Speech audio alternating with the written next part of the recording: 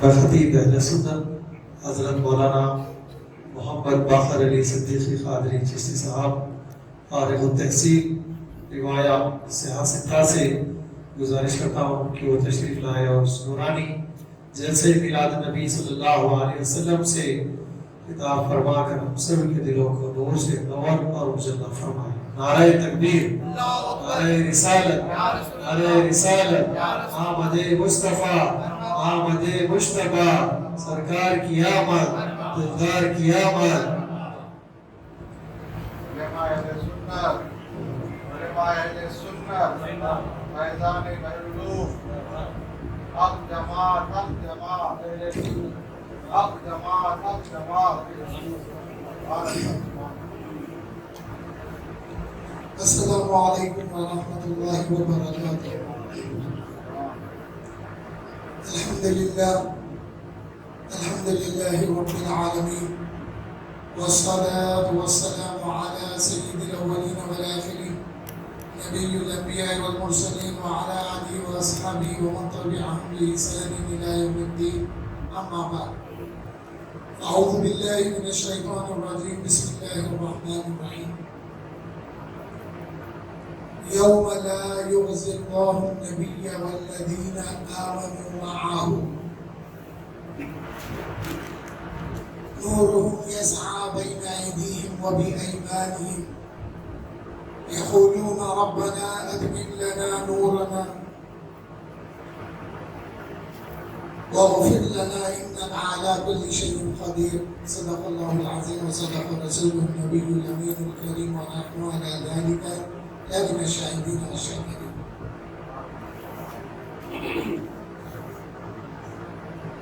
الحديث عن رسول الله صلى الله عليه وسلم: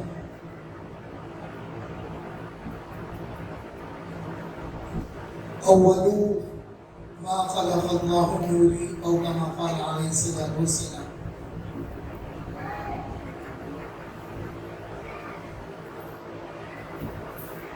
وأحسن منك لم تر قط عيني، وأجمل منك لم تلد النساء، خلقت مبرأ من كل عيب، كأنك قد خلقت كما تشاء۔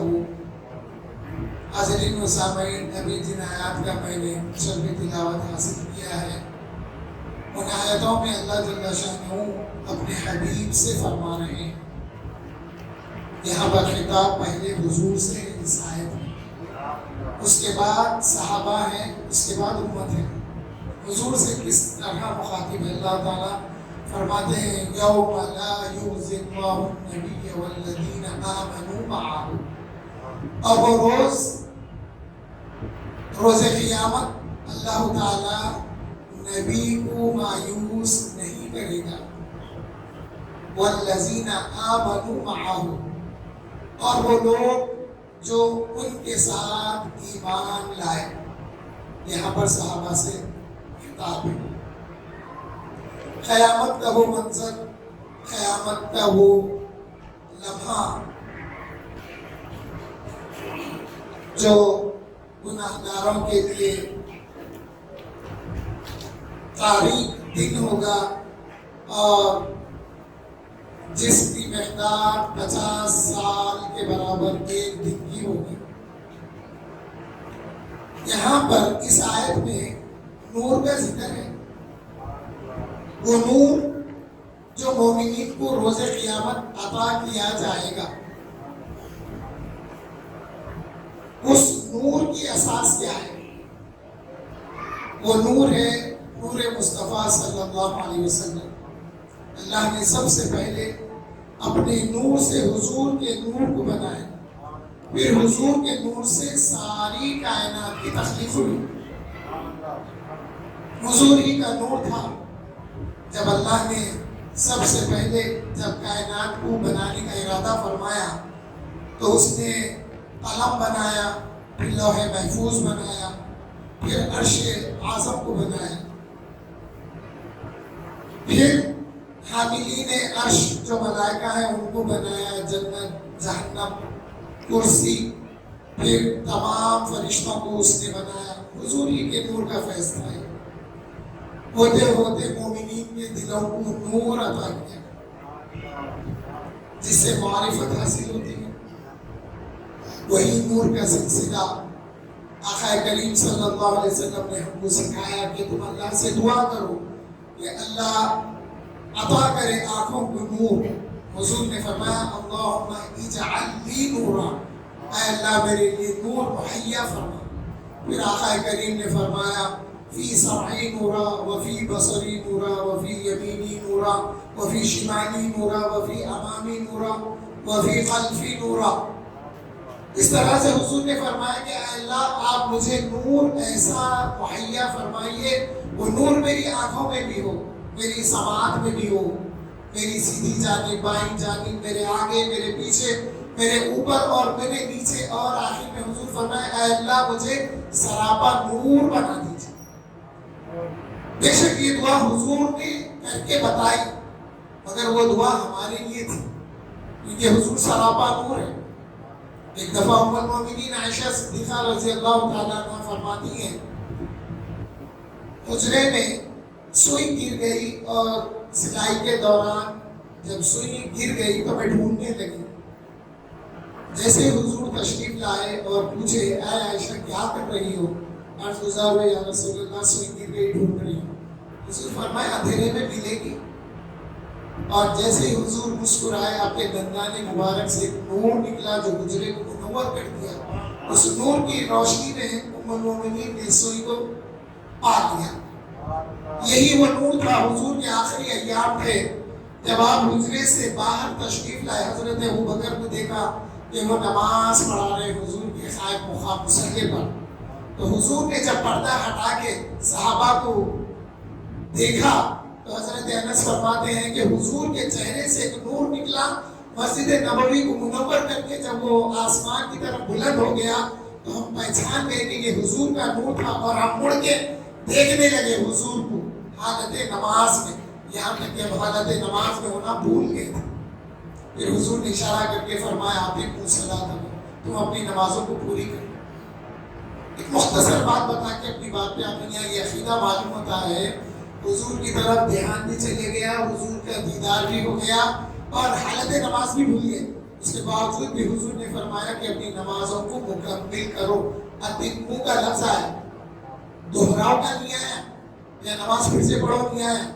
تو صحابہ نے اپنی حالت نماز میں حضور کی حیات مبارکہ میں قبلے سے چہرے کو پھیر کر حضور کا دیدار کیا. نماز نہیں ٹوٹی، ہمارے پاس نماز نہیں ٹوٹتی حضور کا خیال آنے سے. بانی جامع نظامیہ اسی لیے انوار احمدی میں لکھتے ہیں کہ جب آپ تحیات میں السلام علیکہ ایھا النبی ورحمۃ اللہ کہو تو وہ کہنے سے پہلے یہ دھیان رکھو کہ حضور کی بارگاہ میں سلام عرض کرنا ہے. تو نماز معراج المومنین ہوتی فرمایا. ہمارے پاس نماز حضور کے دھیان سے نہیں ٹوٹتی. لوگوں کو بڑا شوق دلا رہے ترجمے سے پڑھو ترجمے سے پڑھو، ترجمے سے پڑھنے لگے. بعض آیتیں ایسی آئی اس میں مرد اور عورت کے تعلقات سے بھی آیتیں، وہ ذہن میں آیا تو نماز نہیں ٹوٹی ان کی، دوسروں کی یعنی. حضور کا دھیان آیا تو نماز ٹوٹ جاتی ان کے نزدیک. یہ باطل عقائد ہے. ہماری نماز مکمل ہوتی حضور کا دھیان آنے سے. بہرحال موضوع کی طرف، یہ جو سچویشن ہوگا اس میں ایک دوسری جگہ اللہ جل شانہ سورہ حدید میں فرما رہے ہیں یوم تری المؤمنین والمؤمنات، اور اس دن مومن مرد اور عورت دیکھیں گے نورہم یسعی بین ایدیہم وبایمانہم، نور ان کی سیدھی جانب چلے گا اور نور ان کی بائیں جانب چلے گا اور یہ پل صراط کی طرف آگے بڑھیں گے. تو اس سچویشن میں کیا ہوگا؟ اللہ تعالیٰ مومنین کو منافقین کو نور عطا کرے گا. کسی کو نور انگلی میں ملے گا، وہ ایلومینیٹ ہوگی، کبھی شٹ ڈاؤن ہو جائے گا، کبھی وہ نور سلکے گا، کبھی بجھ جائے گا. جتنی دیر سے لگتا رہا وہ اپنی انگلی کے ذریعے روشنی پا کے آگے بڑھا، نور بجھ گیا رک گیا. کچھ ایسے ہوں گے جن کے قدموں میں نور ملے گا، وہ نیچے دیکھتے دیکھتے آگے بڑھیں گے، جیسے نور بجھے گا رک جائے گا. کسی کو نور سیدھی جانب ملے گا، کسی کو بائیں جانب ملے گا. یہ مومنین کے لیے اللہ فرما رہا ہے یوم تری المؤمنین والمؤمنات، روز قیامت مومن مرد اور مومن عورتیں دیکھیں گی کہ نور ان کو عطا کیا جائے گا۔ اور پھر پل صراط پر سے گزرنے کا جو کیفیت آقا نے بتائی ہے، کچھ لوگ ایسے ہوں گے جو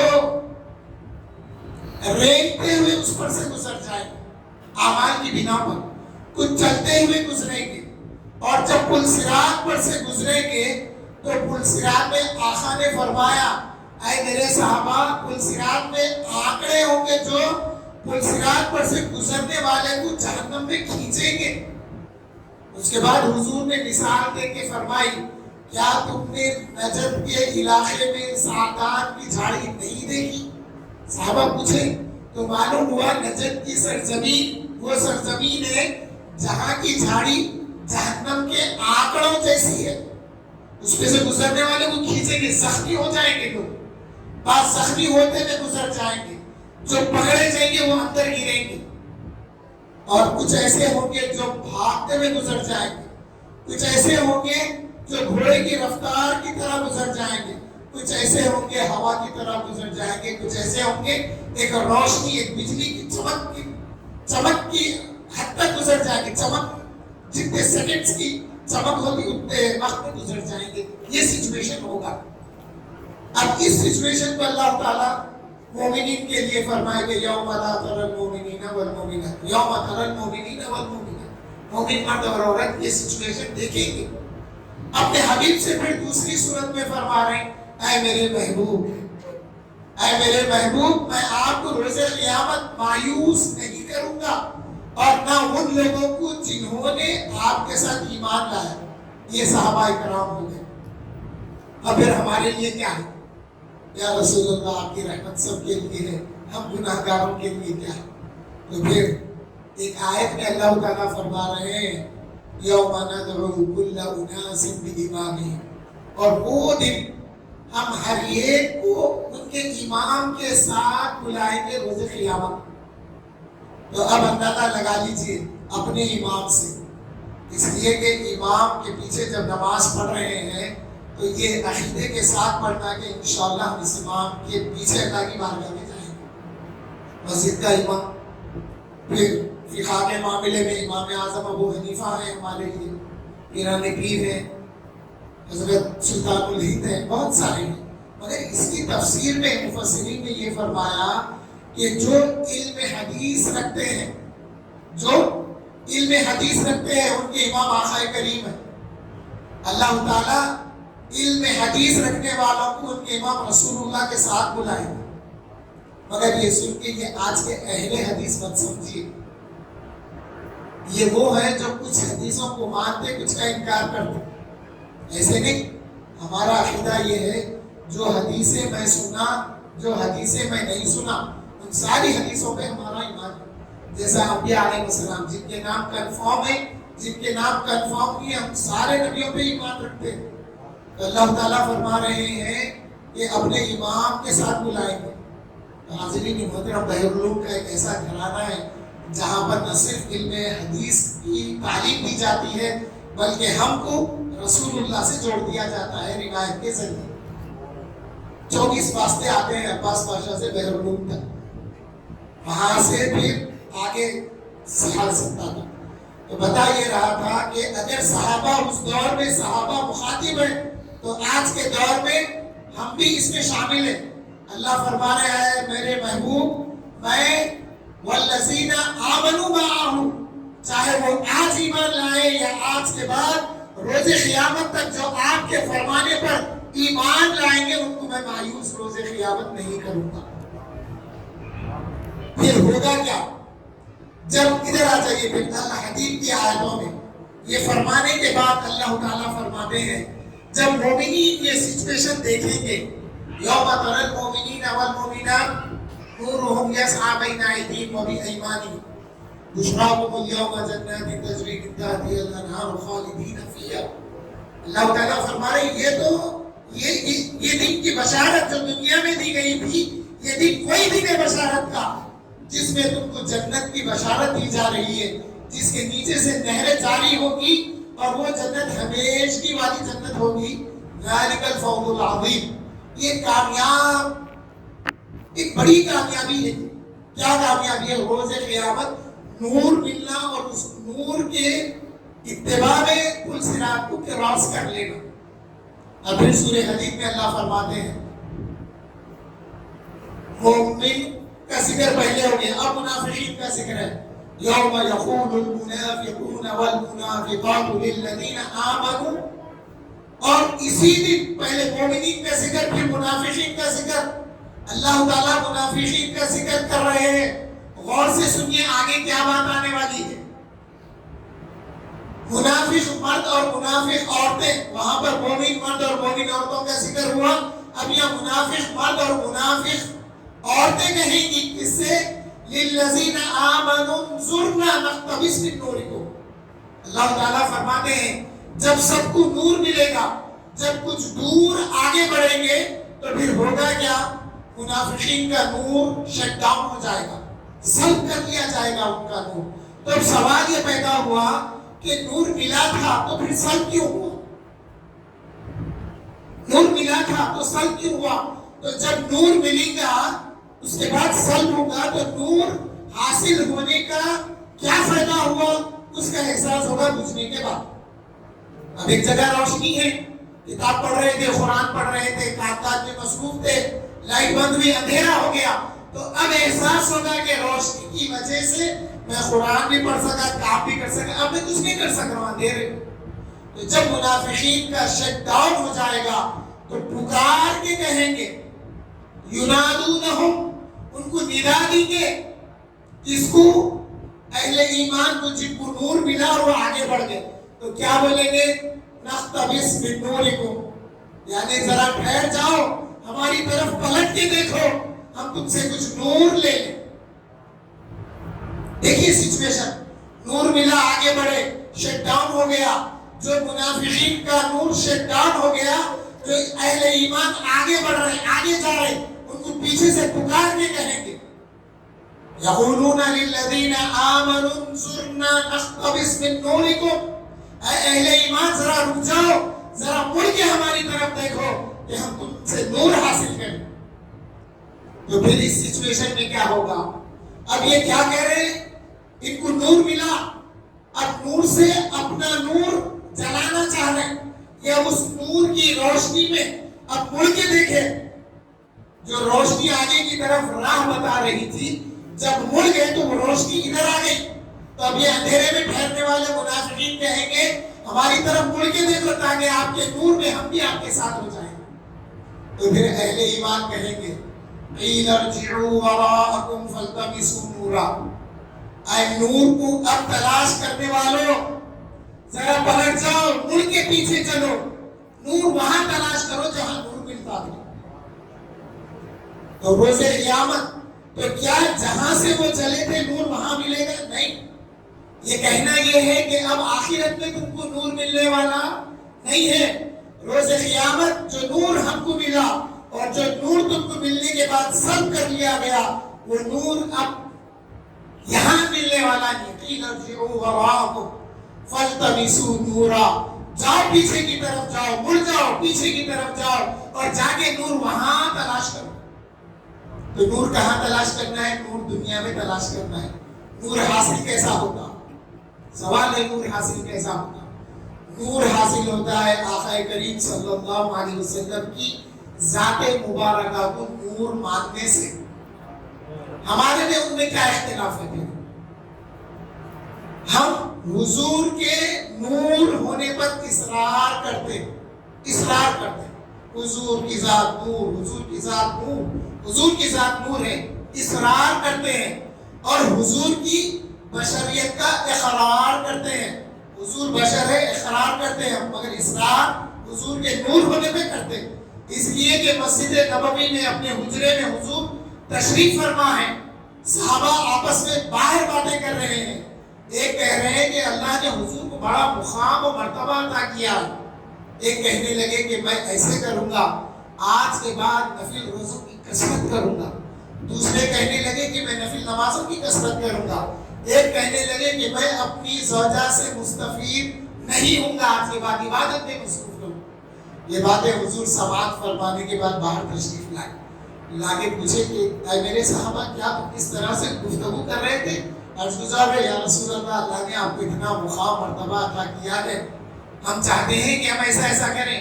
حضور فرمائے ایوکم مثلی، تم میں کا کون ہے میرے جیسا؟ میں جب رات ہوتی ہے تو رات اللہ کے پاس گزارتا ہوں، اللہ مجھے کھلاتا بھی ہے پلاتا بھی ہے۔ حضور پوچھے تم میں کون ہے میرے جیسا؟ کوئی نہیں ہے، حضور جیسا کوئی نہیں ہے۔ تو معلوم یہ ہوا کہ صحابہ اس بات کو حضور سے سن چکے تھے کہ حضور جیسا کوئی نہیں ہے۔ تو حاضرین محترم، حضور کی ذات مبارکہ کو نور ماننے کے لیے مرکزی مجلس اہل سنت و جماعت کے 12 روزہ جلسوں میں حضور کے نور کا ذکر ہوتا ہے۔ یہاں پر سن کے ہمارے دلوں میں محبت پیدا ہوتی ہے اور یقین آتا ہے۔ تو پھر ہم میں اور دوسروں میں فرق کیا ہے؟ جو دوسرے ہیں نا، پھر ہمارا میسیج بھی ہے نا، ہمارا میسیج کیا ہے؟ ربیع الاول کے مہینے میں آپ میلاد شریف منائیں اور آپ جو محفل کریں، جو مجلس کریں، جو جلسہ کریں، اس کا عنوان میلاد النبی دو۔ بے شک سیرت سے انکار نہیں ہے، سیرت ہے تو ہمیں زندگی گزارنے کا سلیقہ حاصل ہوا، مگر وہ سیرت بیان مت کرو جو تم بیان کرتے ہو۔ کیسی سیرت بیان کر رہے ہیں؟ حضور صلی اللہ علیہ وسلم طائف جب تبلیغ کے لیے گئے تو وہاں کے شریر بچوں نے پتھر مارا، آپ کے خدمے مبارک خون سے بھر گئے۔ یہ سیرت اس انداز میں بیان کرنے کا نہیں ہے آج کے دور میں، پبلک میں یہ سیرت بیان کرنے کا نہیں ہے۔ حضور پر دشمن تکلیف پہنچاتے تھے، ایک اعرابی شخص دوڑا دیہاتی شخص حضور کے پیچھے سے آگے اس نے شال کھینچی تو جو شال تھی اس کا اثر، اس کا نشان آ گیا، زخم کے جیسا ہو گیا۔ صحابہ اس سے ہاتھوں ہاتھ لینے لگے، حضور فرمائے کہ نہیں، چھوڑ دو، معاف کر دو اسے۔ یہ باتیں بیان کرنے کی نہیں ہے، باتیں یہ بیان کرنے کی ہے۔ حضور تو معاف کر دیتے تھے اپنے بے ادب کو یا گستاخ کو، جو بھی ہے۔ آج کے دور میں امتی پر یہ نہیں ہے کہ وہ معاف کر دے۔ صحابہ کی سنت ادا کرنا ہے، صحابہ معاف نہیں کرتے تھے۔ آج بڑی باتیں کی جاتی ہے، حضور رحمت للعالمین نے گستاخی کرنے والے کو معاف کر دینا چاہیے۔ نہیں، حضور کا اختیار ہے، وہ چاہے تو معاف کرے، مگر اللہ نے بھی معاف نہیں کیا۔ یہ موضوع نہیں ہے، بس ایک جھلک بتا دیا میں۔ تو ان میں ہم نے فرق کیا ہے؟ وہ لوگ سیرت بیان کر کے بشر کا اصرار کرتے ہیں، رٹ لگاتے ہیں حضور کی بشریت کا، اور نور ہونے کا اقرار نہیں کرتے۔ تو فرق یہی ہے کہ اہل سنت والجماعت حضور کے نور ہونے کا اصرار کرتی ہے اور بشریت کا اقرار کرتی ہے۔ تو حاضرین محترم، ان جلسوں میں آنے سے حضور کا نور ہونا معلوم ہوتا، اور ساری کائنات کو حضور کا ہی فیض تھا، حضور کے نور سے ساری کائنات بنائیں گے۔ مواہب اللدنیہ کا اردو ترجمہ مل رہا، 2 جلدوں میں 600 روپے میں کتاب ہے۔